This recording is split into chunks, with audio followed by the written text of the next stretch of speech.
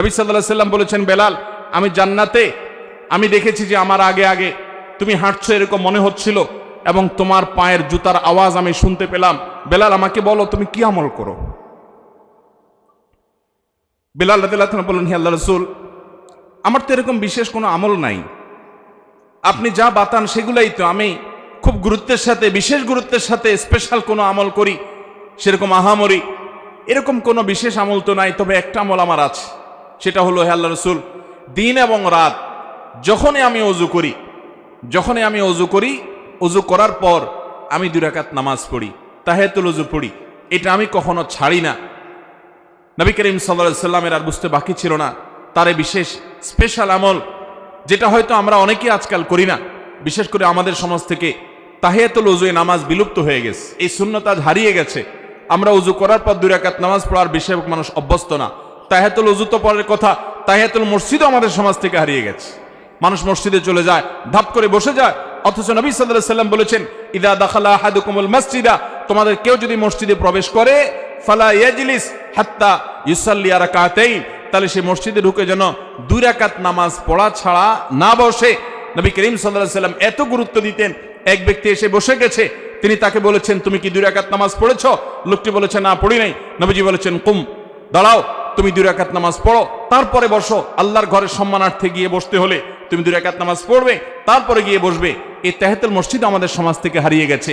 আর তাহিয়াতুল ওযু, এটা তো আমরা অনেকে জানিও না, যে যতবার আপনি ওযু করবেন, ওযু করার পর কোনো কথাবার্তা অন্যান্য কাজকাম করার আগে, ওযু করার পর দ্রুততার সাথে আপনি কিবলামুখী হয়ে 2 রাকাত নামাজ পড়ে ফেলবেন। এটা ওযুর সম্মানে, এটাকে তাহিয়াতুল ওযু বলা হয়।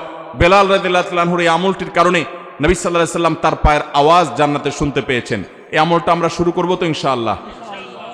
আল্লাহ আমাদেরকে আমল করার তৌফিক দান করুন। নবী করিম সাল্লাল্লাহু আলাইহি ওয়াসাল্লাম জান্নাতে এরকম আর অনেকগুলো দৃশ্য দেখতে পেয়েছেন।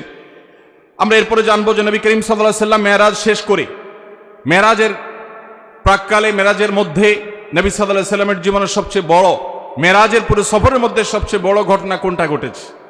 সবচেয়ে বড় ঘটনা ঘটেছে আল্লাহর পক্ষ থেকে সালাত বা নামাজের যে বিধান দিয়েছেন মেরাজে, এটা ছিল তার মেরাজের সবচাইতে ফোকাস পয়েন্ট, সবচাইতে গুরুত্বপূর্ণ ঘটনাবলীর অংশ।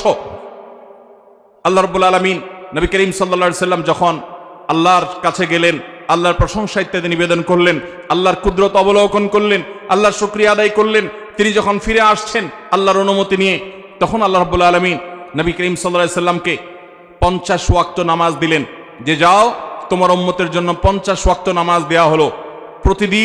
প্রতিদিন রাত দিন 24 ঘন্টার ভিতরে 50 বার তারা নামাজ পড়বে, এটা ফরজ করে দেওয়া হলো, তুমি এটা নিয়ে যাও। নবী আলাইহিস সালাম এটা নিয়ে আসছিলেন। প্রতিমধ্যে তার সাথে ষষ্ঠ আকাশে মুসা আলাইহিস, পঞ্চম আকাশে মুসা আলাইহিস সালামের সাথে সাক্ষাৎ। মুসা আলাইহিস সালাম বললেন যে, আমি বনি ইসরাইলের নবী হিসাবে, তাদের দায়িত্বশীল হিসাবে আমার অভিজ্ঞতার আলোকে বলছি, তোমার উম্মত দিন এবং রাত 24 ঘন্টার মধ্যে অন্যান্য কাজকাম সব করে এর ফাঁকে আবার 50 বার নামাজ, এটা তারা পড়তে পারবে না।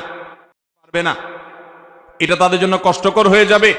অতএব তুমি আল্লাহর কাছে গিয়ে এই নামাজ একটু কমায় আনো। নবী সাল্লাল্লাহু আলাইহি ওয়াসাল্লাম আল্লাহর কাছে গেলেন, যা বললেন, আল্লাহ, আমার উম্মতের জন্য এটা অনেক কষ্ট হয়ে যাবে, আপনি একটু কমায় দেন। আল্লাহ তাআলা তাকে 5 ওয়াক্ত কমায় 45 ওয়াক্ত দিলেন। এরপরে আবার আসলেন, মুসা আলাইহিস সালামের সাথে সাক্ষাৎ, তিনি আবারও বললেন একই কথা, আবারও নবীজি ফিরে গেলেন, আল্লাহ তাআলা আরো 5 ওয়াক্ত কমায় দিলেন।